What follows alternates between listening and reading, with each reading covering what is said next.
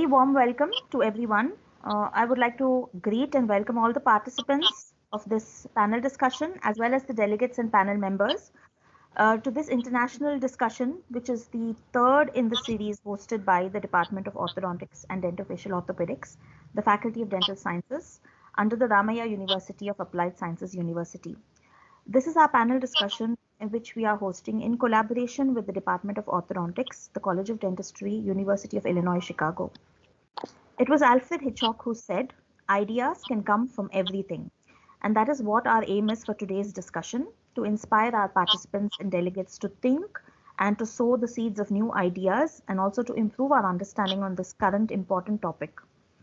I, Dr. Sharanya Sadrish, Associate Professor in the Orthodontics Department, on behalf of my entire department, would like to begin this panel discussion by welcoming our patrons and dignitaries who have joined us today. I'd like to welcome our Pro Vice Chancellor, Sir, to begin with, Dr. O.P. Kharbanda, Sir, who has supported us in all our efforts to organize this panel discussion and all other endeavors. I welcome our Dean, Dr. Silju Matthew, Sir, and the Head of the Department, Dr. Prashant GS, to this panel discussion. I also wish a very good morning to our guests from Chicago and the US. I welcome Dr. Sat Allah Reddy, Sir, and his team from UIC Chicago, who are instrumental in this collaborative series which we have been hosting between our two institutions. I take great pleasure in also welcoming our four panel members today. We have Dr. Mohammad El Nagar, Dr. Sumit Yadav, Dr. Balaji, and Dr. Prashant in the panel today.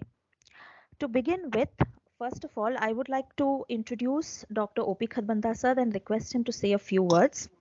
Most of you already know Dr. O.P. Sir very well. He is formerly the Dr. C.G. Pandit National Chair conferred by the Indian Council of Medical Research, and he was positioned at the All India Institute of Medical Science, New Delhi. He is also the former Chief of Center of Dental Education and Research at AIIMS, New Delhi. He has served many additional roles as the Director of... I think that's good enough. All right, sir. We would like to begin this webinar today, this panel discussion today, with a few words from Dr. O.P. Sir. Over to you, sir. You know, the current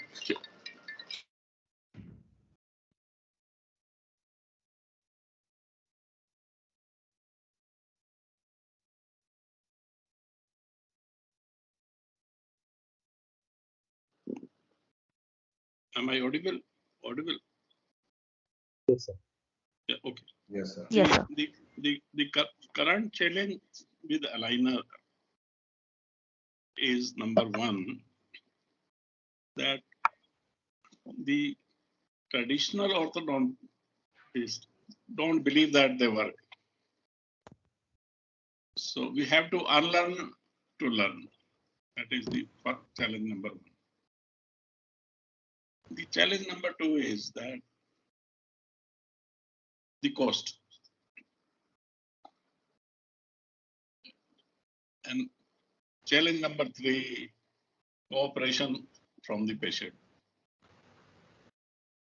And the biggest challenge is that with the introduction of aligners, the science of orthodontics has been kept aside, not by the ortho, but by the manufacturer. So the other major concern is that aligners are not part of curriculum. Consequently, while in the dental school, we still teach traditional appliance. The aligners are usually supported by the trade company. So I think we have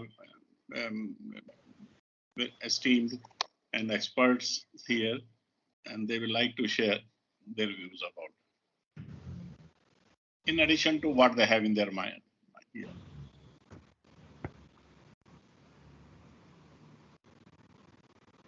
Over to you, Dr. Sharanya. Thank you so much, sir. Thank you for joining us today despite your busy schedule. I know you have to travel, but thank you for taking the time, sir. I'd like to next... I will be leaving in a few minutes because I have a flight to catch. Yes, So I will please be excused after half an hour. Yes, sir. Thank you, sir. Can I please invite Dr. Silju Matthews, sir, to welcome everyone? Thank you, Dr. Sharanya. Am I audible? Yes, Yes, sir. Yes. Okay. Very good morning to our esteemed speakers who are joining us from US, and good morning to all our friends back home. Professor Hopi Kharbanda, sir, I'm so happy that you could grace the occasion. Professor Allah Reddy, Professor Mohammad Legnar, Dr. Sumit Yadav, few of the international guests who have joined us from various parts of the world, friends from across the country, from the Indian Orthodontic Society, or them who have joined us, colleagues and dear students. It's my privilege to welcome you all to this webinar-based panel discussion on orthodontic clear aligners in the present era. Today, we stand at an exciting crossroads in the field of orthodontics, witnessing remarkable advancements that have transformed the way we approach teeth straightening and smile enhancement. In this present era, marked by an emphasis on personal well-being and self-confidence, orthodontic care has transcended its functional aspects to embrace the more exciting aesthetic concerns. Clear aligners have emerged as a powerful tool in achieving dental harmony without compromising on appearance or aesthetics. Their non-invasive nature, ease of use, and minimal interferences with the daily life has made them a preferred choice for a growing number of individuals seeking orthodontic care. One of the pivotal advantages of clear aligners is the digitalization of the entire treatment process, leveraging on cutting-edge technology like the 3D scanning, computer-aided design, simulations. Orthodontists can now offer personalized treatment plans which are tailored to each patient's unique needs. This not only enhances the precision of treatment, but also empowers patients to visualize the treatment journey right from the beginning till the end. However, with great innovations comes the responsibility of professionalism, ethics, and proper implementation. As professionals dedicated to enhancing oral care and smiles, we must ensure that approach to clear aligner therapy is rooted in a solid understanding of dental biomechanics and patient management. Rigorous training and continuous education are imperative to harness the full. We are joined by some of the experts from across the world, Dr. Mohammad Alna from UIC, Chicago, Dr. Sumit Yadav from UNMC, Nebraska. We also have Dr. Allah Reddy who has joined us, and Dr. Balaji from Chennai, and we have our own Dr. Prashant who will be joining us from Bangalore. They will dwell into the depths of this revolutionary treatment modality, and our discussion will span a range of very interesting and very absorbing topics which are very contemporary, like the recent advances in aligner materials. This is one area we are seeing a lot of new things coming up, and it's rapidly evolving field. Staging in aligner treatment, conventional versus optimized attachments, which is a very hot topic, digitalization in aligner therapy, non-tracking and the management of it, refinements, how do you manage it, the menace of do-it-yourself aligners, which is a global problem. I'm sure there's a lot of issues back in US, and we are also facing the same problem, and it would be nice to see how you people are tackling it there so that we can accordingly plan to address those issues. And finally, of course, in-house aligners, Dr. Balaji is an expert in that, and he would enlighten us about its challenges. So finally, to conclude, I extend my gratitude to each of you for joining us on this occasion. Your presence signifies your dedication to staying at the forefront of orthodontic innovation. I'm confident that our collective efforts will further elevate the practice of orthodontics and pave the way for even more exciting breakthroughs in the future. Wishing you all a wonderful Varam Mahalakshmi Ratha, a festival that is going to be celebrated in India tomorrow. Thank you, and let's make this webinar an enlightening experience for all. Thank you. Over to you, Dr. Sharanya. Thank you, sir. Without wasting any more time, let us begin with today's panel discussion, before which I will be introducing our four experts to the delegates who are present here today. First and foremost, we have with us Dr. Sumit Yadav, who has done his BDS and MDS from India, and then he went on to continue to do his PhD and also his MBA. He has published extensively, and he is presently as started his academic career at UConn Health as an assistant professor. He is also funded through the NIH and the American Association of Orthodontic Foundation on cellular and genetic control of orthodontic tooth movement in alveolar bone. And his research includes a lot about the understanding and developing biotherapeutics for preventing TMJ degeneration. So I welcome Dr. Sumit Yadav, sir. We also have the next panel member is Dr. Mohammad El Nagar, who is an assistant professor in the Department of Orthodontics at UIC Chicago. His practices is focused on digital orthodontics, dentofacial orthopedics with skeletal anchorage, as well as surgical orthodontics. And he's also the director of the Digital and AI Lab in UIC Chicago. And his research interests include 3D imaging, 3D printing TADs, artificial intelligence, etc. Welcome to Dr. El Nagar, sir, as well. Everyone. We also have with us the esteemed Dr. Balaji Krishnan, sir, who's the head of the department in Tagore Dental College and Hospital. As Sildru sir already mentioned, Dr. Balaji is very much interested in new technologies and is passionate about learning them. And he has been into in-house aligners for almost 5 years now and has performed over 200 in-house aligner cases. He owns a fully equipped in-house aligner setup in his clinic, ranging from intraoral scanners, software 3D printers, etc. He has also conducted several courses on in-house aligners all around India and has motivated many other practitioners to get into this. So thank you, sir, for joining us today. And last but not the least, we have the head of the Department of Orthodontics in Ramaya, Dr. Prashant GS. Sir has completed his MORTH from the Royal College of Edinburgh in UK, and he is also considered to be an expert in the field of aligners. Sir has conducted several courses on the biomechanics of aligners, handling various malocclusions through clear aligner therapy, and also the basic concepts of aligner therapy at multiple conferences and conventions throughout India.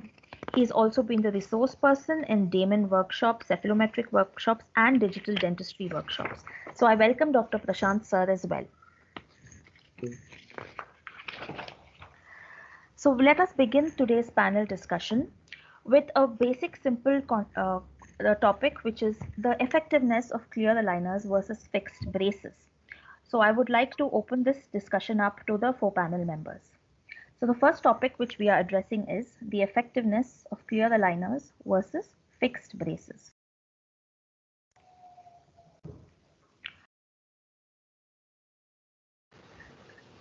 Dr. Sumit Yadav, can you please begin the discussion? So, effectiveness depends a lot on what you are treating, like what kind of a malocclusion you are treating. And, if you directly want to compare the effectiveness, the research paper has shown that, up to moderate malocclusion, clear aligners are close to 70% effective. But if the malocclusion is complex, right, the clear aligners only show the efficiency or efficacy of 50%. Again, what kind of a tooth movement you are targeting? You're targeting space closure, it's 45%. And you are targeting extrusion, it's 20%. You are targeting root control, it's 20%. You are trying to do torque, it's less than 20%. So if you're doing a crowding case with extraction, right, where the roots are already positioned at the right place, and you just do the crown tipping, in that case, clear aligners are very good, or they are perfectly effective as braces. So totally depending on what kind of a malocclusion you will target. If you're trying to target open bite, that's clear aligners are shown to be effective because they have a bite plate effect, which intrude your molars. So again, I will just say that depending on the malocclusion, we have to decide whether we do fixed braces or clear aligners.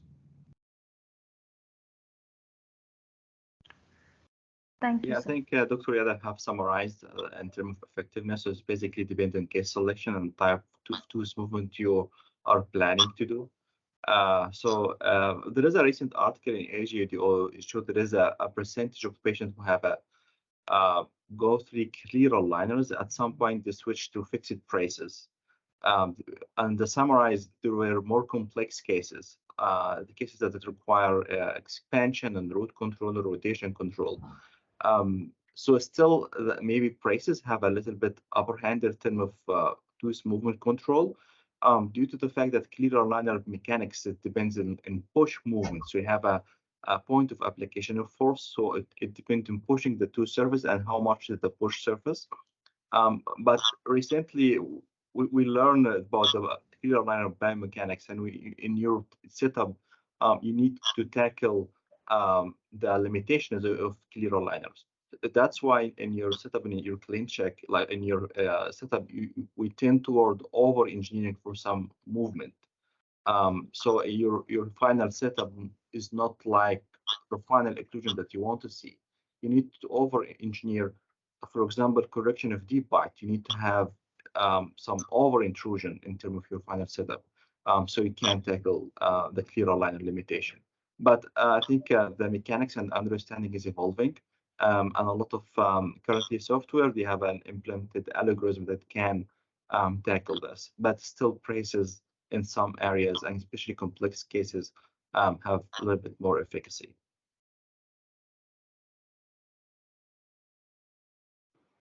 Thank you.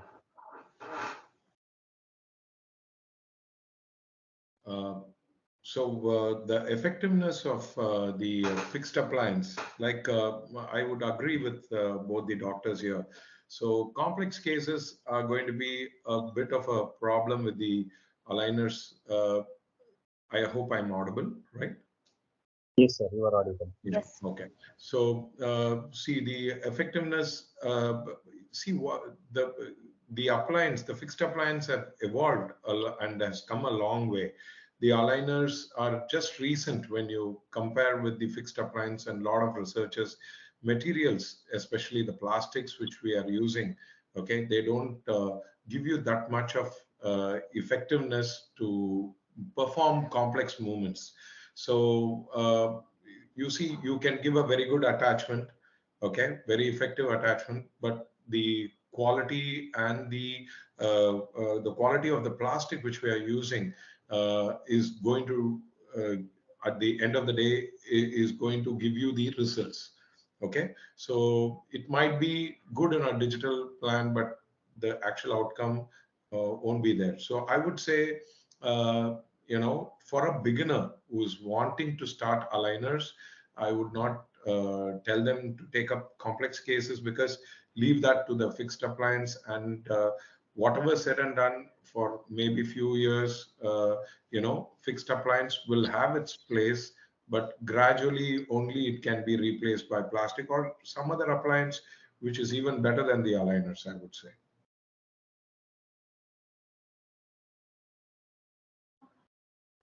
Good evening. I do agree with other panelists that the case selection is very, very important here. Okay. So, but with the introduction of the third generation aligners, where the manufacturer's software selects a particular type of attachment based on the computer logarithms, the tooth movements can be simulated very much close to the ones which we are going to achieve with the fixed braces. So as per the Dr. Sumit's statistics, I think the effectiveness has increased very much with the introduction of third generation aligners.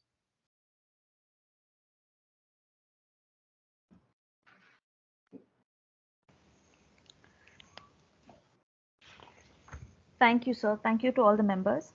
At this stage, I request if there are any questions from the audience regarding this particular topic of discussion, you can post it now and unmute yourself. If not, we'll be moving on to the next topic of the discussion.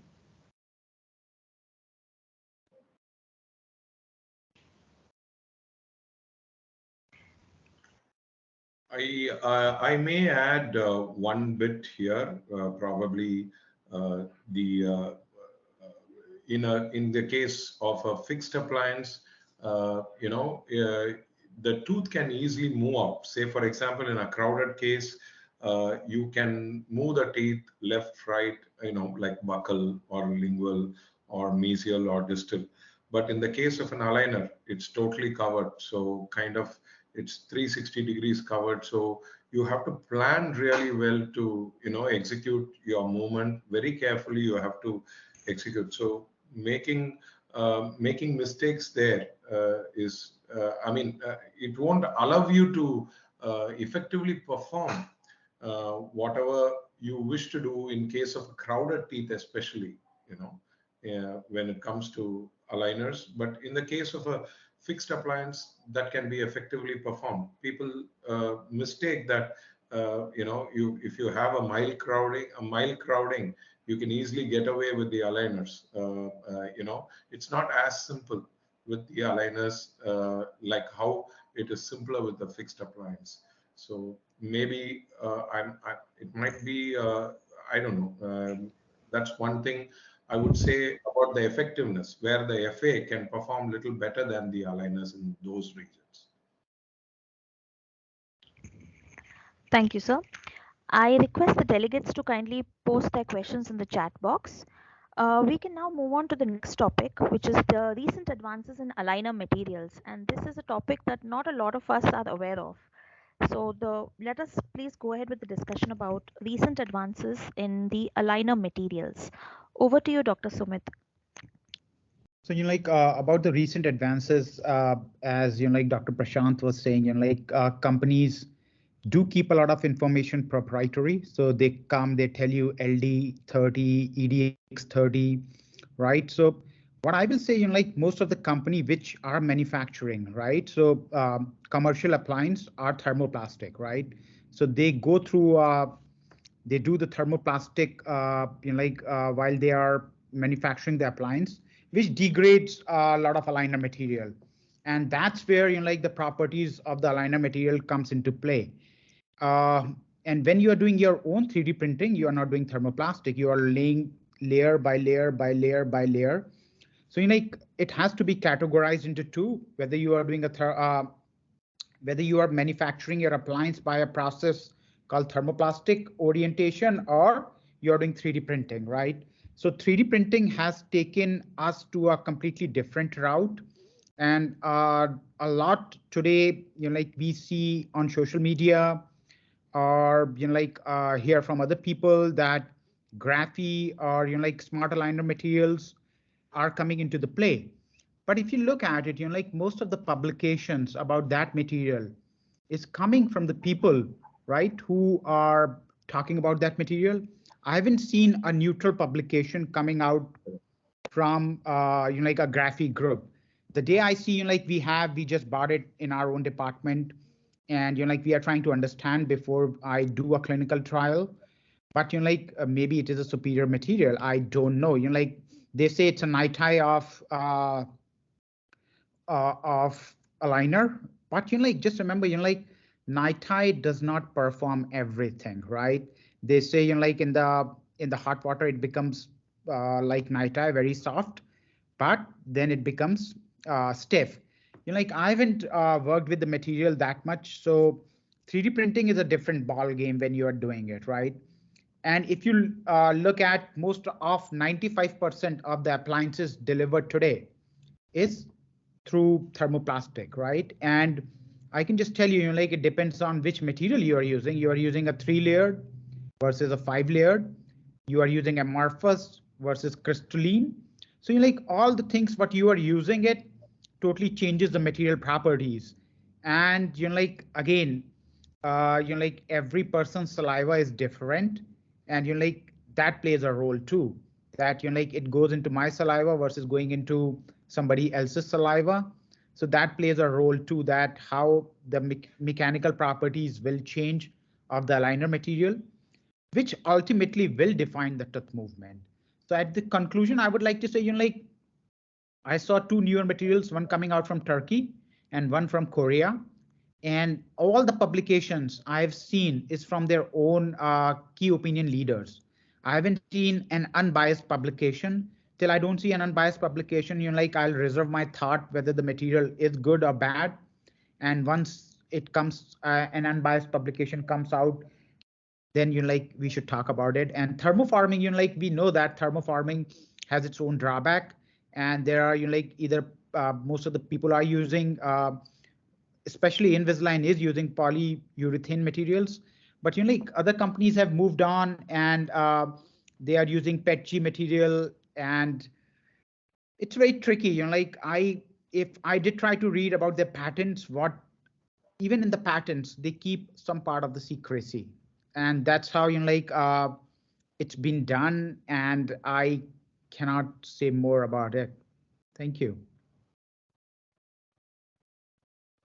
I agree with Dr. Yadav. So thermoforming have been there for more than 20 years in terms of clear aligner industry. So in the recent 2 years, we hear the evolution of direct printed aligner. So the first advantage, potential advantage, is it can cut down the workflow. So instead of you print the model, then you make a thermoforming aligner, you can print the aligner directly, and with assumption it can be a good fit or can modify the aligner thickness. But specifically in this area, there is a lot of research needed, specifically in terms of the material safety, right? Because it's directly printed material, you need to have a post-processing. So there is a lot of concern about the leaching of the directly printed aligner and the toxicity when the patient wear it. So especially the safety and toxicity is need to be tackled yet, and also the property of the aligner when it's contaminated with saliva and the oral cavity environment. I think it is still evolving and still a lot to be done, especially they claim it have a shape memory property. So when you heat it up, it go back to its original size. But it could be the future. But in terms of material science, there is a lot to be explored and a lot to be developed, at least to make it safe enough for the patient in terms of toxicity and leaching, because the post-printing processing, it may be different, and it carry the risk if you have an error in post-processing. Especially, it needs specifically post-processing, it needs like a nitrogen post-processing environment and alcohol post-processing environment. Thank you.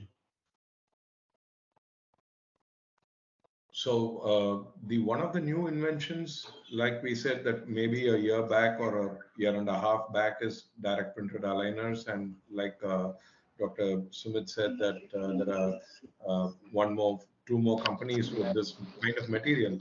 So the post processing, as such, what Dr. Elnagar was telling is that what happens is when you are trying to wash off the, once the 3D printed models are being washed, it's usually washed with the IPA, isopropyl alcohol, and then you clean it up without any resin, unreacted resin, and then you thermoform. But in the case of the direct printed aligners, you cannot wash it with isopropyl alcohol. What needs to be done is it needs to be centrifuged. So the problem with centrifuging is some amount of liquid remains there within the aligner, and ill-fitting aligners happens. So that's one main drawback I have seen.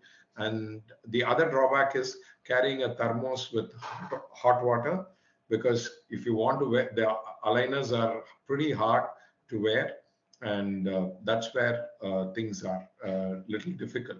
So it's not already my patients complain that we need to remove the aligners while eating and drinking coffee, tea, because it's thermoformed, hot substances cannot be had. So that's one primary drawback. So probably we need some advancements there where they can, color stability and the material stability. There should be a little bit more, things to happen. Then what I see is Smart Track is one of the proprietary thing what is offered by Invisalign to grip the aligner better. So that I see as not exactly as an advancement, but as a feature which we can deploy during our fabrication and of course, the multi-layered. In India, we don't have plenty of multi-layered sheets, but they are better than the single-layered sheets which we are using. And we have some good PETG multi-layered sheets. I won't call it as a real big advancement, but for people in India who want to practice in-office aligners, these sheets really perform better than the regular single-layered sheets. Apart from that, I see some improvements in the 3D printers. There are some fast 3D printing machines, which could speed up your aligner processing. Like for example, UNIS is quite quick, but it is big. And then what I see as the future is that with the direct printed aligners, the carbon footprint reduces, I would say. So that's one advantage with these newer material, but there has to be more science to get in recycling these resin models which are being fabricated.